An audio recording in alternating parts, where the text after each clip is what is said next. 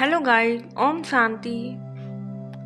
आज 17 अप्रैल 1969 की अव्यक्त बाप दादा के महावाक्यों में से सुनते हैं मुरली का मुरली मंथन। मुरली का सार है, पुरुषार्थ के स्नेही ही सबके स्नेही बनते हैं। बाबा ने कहा, बाप दादा से स्नेह तो है, लेकिन पुरुषार्थ से भी ज्यादा स्नेह रखना चाहिए। दैवी परिवार से स्नेह, सर्विस से स्नेह और बाप दादा से स्नेह।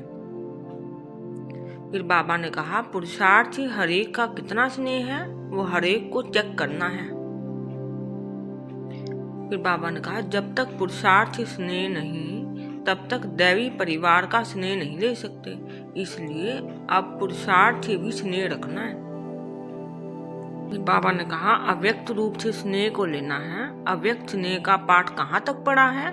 वर्तमान समय का पाठ यही है, अव्यक्त रूप से स्नेह को लेना है और स्नेह से सर्विस का सबूत देना है।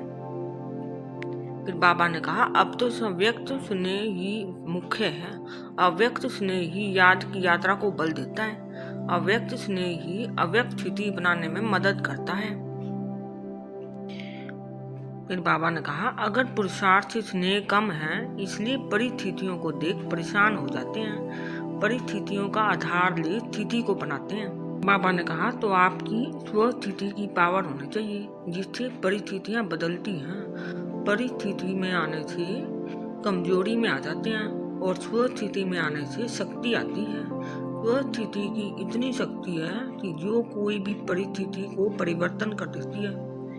फिर बाबा ने कहा, मुख्य बात तो यह है, पुरुषार्थ से स्नेह रखना है। जो कुछ कमी देखने में आती है उस कमी को शीघ्र निकालने का ही पुरुषार्थ से प्यार है। फिर बाबा ने कहा, वर्तमान समय मेजॉरिटी के पुरुषार्थ की रिजल्ट 75% से कम नहीं होनी चाहिए।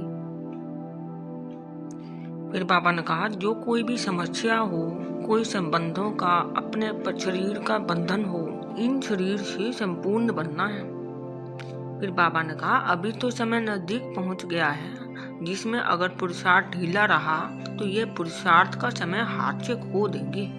तो एक एक श्वास, एक एक सेकंड सफल होना चाहिए।